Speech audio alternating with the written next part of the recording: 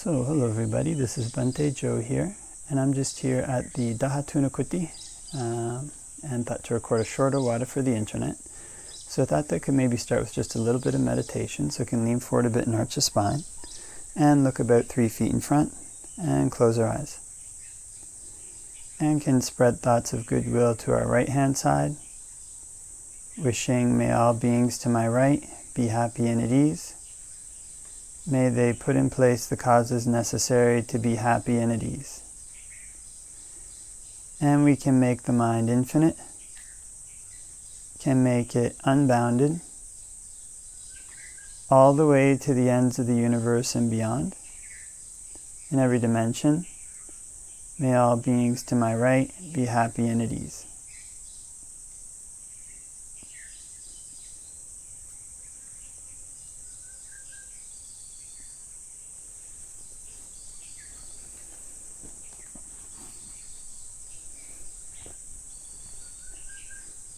And we can spread thoughts of goodwill to our right hand side and our left hand side, wishing may all beings to my right and my left be happy and at ease. May they put in place the causes necessary to be happy and at ease.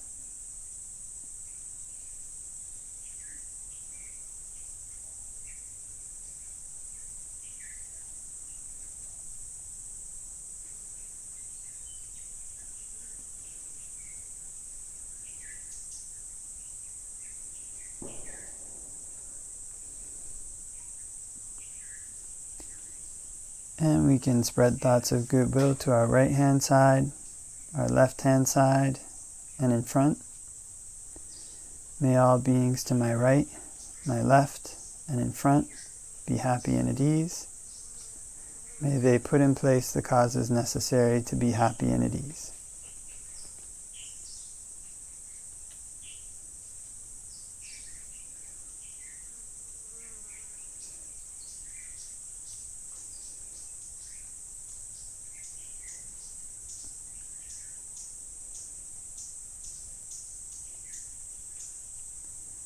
And we can spread thoughts of goodwill to our right hand side, our left hand side, in front, behind, in all 4 directions.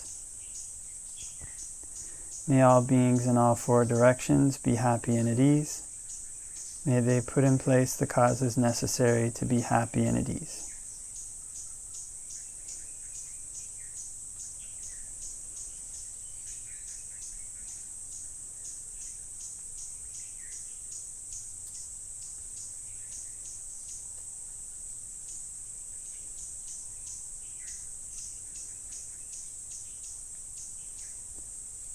And we can spread thoughts of goodwill to our right hand side, our left hand side, in front, behind, and above. May all beings in all 4 directions and above be happy and at ease.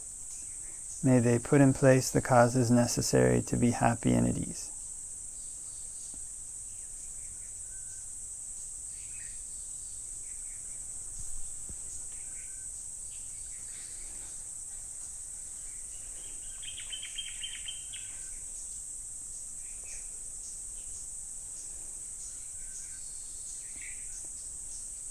And we can spread thoughts of goodwill to our right hand side, our left hand side, in front, behind, above, below, all around in every direction everywhere.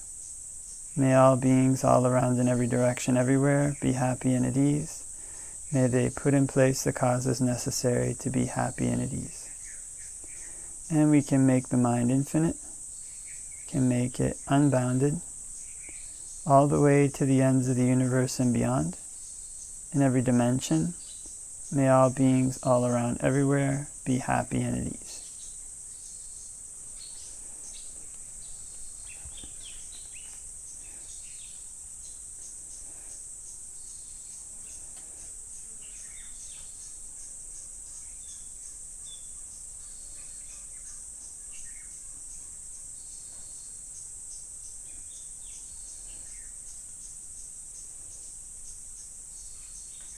And before we finish meditating, can spend a bit of time contemplating impermanence, how everything that arises is subject to ceasing. It's not me, it's not mine, it's not myself.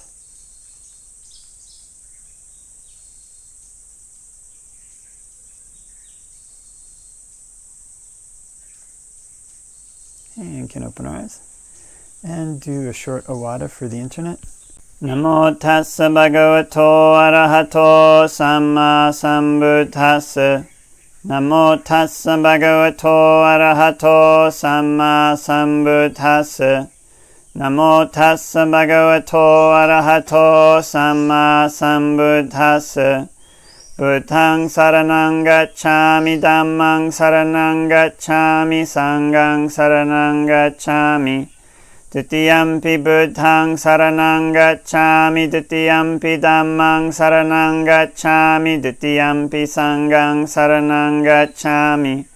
Tatiyampi Buddhaṃ saranang gacchāmi, Tatiyampi Dhammāṃ saranang gacchāmi, Tatiyampi Sanghaṃ saranang gacchāmi. So I hope that everybody is having a great day, wherever it might be. And we've come to the end of the rainy season here in Sri Lanka. And so that means that monks are now free to go out wandering. And so remember when I was a university student, when I was young, there was another fellow student, and he went down to South America for one of the clubs that he was in university, I think. And when he came back, he said, one of the things that I learned was that wherever you go, you kind of take this essence of who you are with you. And that never kind of changes, basically. And remember when I was young, there was this kind of idea around that basically one had this personality.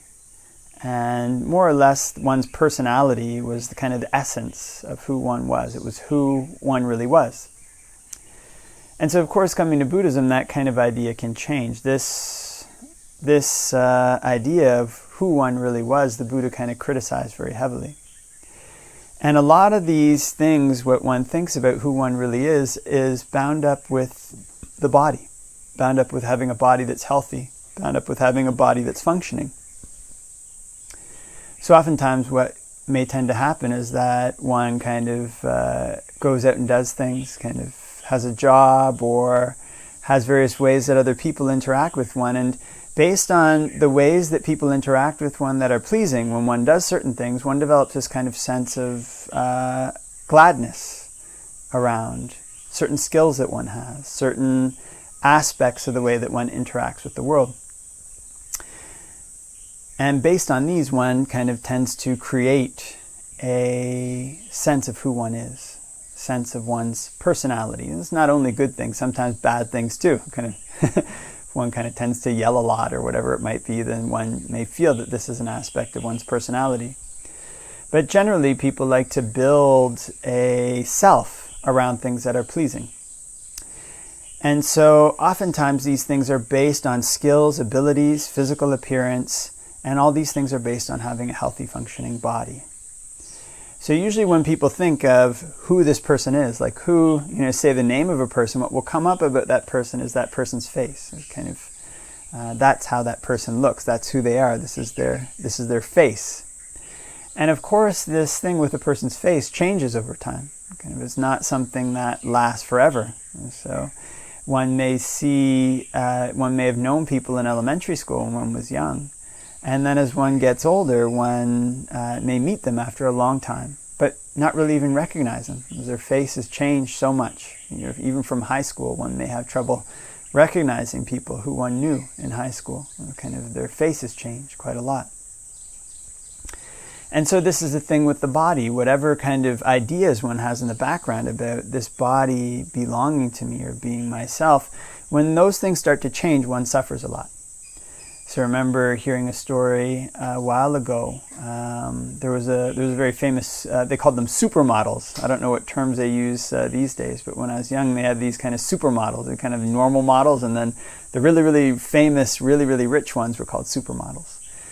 And there was one very famous supermodel, and she became well known for being like very angry and kind of yelling at people all the time. And I've heard this kind of same thing sometimes happens to actors or actresses. People become very famous and maybe also are very physically attractive.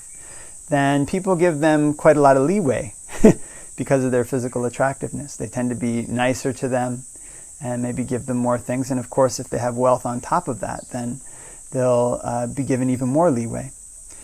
And so when one has this kind of advantage like that, then if one gets angry or yells or behaves in that way, then sometimes people will give even more, get even more of what one wants. And so when one develops a habit of these things, it can be based on this background illusion that this body is who I am. So I remember hearing a story about this supermodel later on. She went into a store and she was behaving in this very, I think, angry and arrogant way. She said, I think she was behaving like maybe this angry way. And she said, I'm this person, kind of this supermodel. And the person said, no, you're not, because her face had changed so much. She didn't look like the supermodel in these photos. She looked like an ordinary person. And she became very upset and ran out crying from that. So when one has these kind of elements in one's life that are very good, one that based on one's physical body, like one's appearance, one can base this kind of attachment on them. And thinking that these things are safe, one tends to lean on them. And leaning on them, one tends to leverage them in ways that are unskillful, leverage them in ways that will give a little bit more of that, of whatever it is one's seeking. So also this happens when one becomes wealthy. It's kind of often one's wealth is something one can store, but one's ability to accumulate it is often based on skills. It's kind of these skills that one has based on one's physical body. And kind of if one is a very good stock market trader or whatever it might be, it kind of depends on having ears that work, eyes that work, these kind of things. And so if those things start to fade, then one loses that. And so I remember when I was a young kid, I kind of used to lean back in these chairs at school, kind of be leaning back, and the teacher would sometimes say, don't lean back in the chair. And, if you kept leaning back, kept playing around like that, sometimes the chair would fall back. And you'd end up with your feet in the air and the back of the chair would hit. It's kind of a little bit of a game. And so this is kind of the thing that happens when one leans on things that are unsteady and unstable. The types of happiness that are based on one's body, these things are unstable. These things are unsteady. But the tricky thing is that one tends to not know of any other type of happiness other than the types of happiness that come through the eye, the ear, the nose, the tongue. Kind of these different things. So the Buddha teaches us to contemplate the body as not being self, as not belonging to me, as belonging to basically the laws of nature. And it's made up of earth, water, fire, and air. And these things are not under a person's control. They can only control them so much until they go their own way. And so what this teaches us to do when we contemplate this well is it helps to undercut this kind of conceit, this kind of notion that, say, my physical appearance is who I am, my wealth is who I am, my power is who I am, my status is who I am. When one contemplates the body and sees that this body is going to decay, kind of the time will come when I won't look the same way that I do. I'll become old, and being old, I'll be unattractive. The time will come when I won't have the same skills with my eyes or ears. My body won't be physically healthy enough to put forth the energy to maintain my power level, to maintain my earning potential. And so when that time comes, those things will fade away. And so when one contemplates this well, it can help to take one's mind in a direction opposite to the stream of these things that most people latch onto, think are good. The stream of wealth, the stream of power, the stream of attaching to physical beauty tends to be a stream that leads one to unwholesome behaviors. It's because when one is wealthy, one can tend to get a little bit more wealth sometimes by doing unskillful things, by behaving immorally. When one is powerful, one can tend to get a little more power on top of that by behaving immorally, by behaving unskillfully. And when if one is very physically attractive, one can get a little bit more of the things that one may want from other people, from getting angry, from behaving unskillfully. So when one contemplates the body and sees that the day will come that these things are going to fall away, then instead of launching out to these things, one looks for a more stable refuge. What that means is that when one is wealthy, one also tries to cultivate generosity. If one is beautiful, one tries to cultivate calmness and patience. If one is powerful, then one can also try to cultivate kindness, kind of not using or abusing one's power. And what this requires is a going against the stream. It requires a going against the stream of the world. But what that means is that if one cultivates these things in this way, one cultivates skillful qualities in the midst of wealth or power or beauty, then when those things fade away, then one still has the happiness that comes from those good actions. And also the relationships, one's interactions with the world, they tend to be more stable. People don't tend to wish for one's downfall if one has spent one's time doing a lot of good. So what that means is if one's a supermodel and one has cultivated the perception of the foulness of the body, that the body is not oneself, and one cultivates wholesome things, and when one goes into the store and one acts kindly, if a person says, wait a minute, you're not this supermodel, one doesn't have to suffer so much. Because one is not leaned back against this for one's happiness. One isn't leaning on one's appearance for one's happiness. One isn't leaning on one's wealth. One isn't leaning on one's status. One leans instead on the cultivation of these wholesome qualities, using whatever it is that one's body has health. Whenever one's body has health, instead of using it for the accumulation to gain attachment to things that are going to fall away when one's body is no longer healthy, one tries to use it to create a more secure refuge in the mind. Now, this refuge is something that comes through doing good, but it's also something that comes through the cultivation of dispassion or disenchantment with the body. There's this kind of more stable types of happiness that one gets through doing good, but the most stable type of happiness that the Buddha teaches about is the one that comes when one relinquishes attachment. One learns to relinquish attachment to everything, even life and death. And so this can be led to when one contemplates the disadvantages that come with the body, how it's not mine, how attaching to things based on it will cause me to suffer. And this causes the mind to turn. One can turn one's mind to look for a safer refuge. So in all these ways, the Buddha has us contemplate the body in ways that go opposite the ways of the world. And contemplate the body as, wait a minute, what's inside of the body? There's all these internal organs, they're not really that beautiful. One contemplates the body in terms of its aging. This body is going to age. I'm going to die. This will happen. One contemplates the body in terms of it being a part of the elements of the world. I can't control all these elements. There's a certain amount I can do with them, but they always have this tendency to go the way that they go, according to the laws of nature. And with this, one can turn one's mind to try to find something that doesn't depend on these. And this is where one leans more on the Noble Eightfold Path. One leans on the Buddhist path of practice. In leaning on this path of practice, one gains a safer refuge. But eventually one wants to develop this path so that one doesn't have to lean on anything at all. And so it's for these reasons that the Buddha has us contemplate the body, so that one doesn't lean back in the chair and have it fall over, so that one learns to stand firm without needing to lean on anything at all, and to try to find a happiness that isn't dependent on leaning. And this is when one is truly secure. Okay, so leave that for reflection, and hope that everybody has a great day wherever it might be, and wishing all the blessings of Dhamma practice.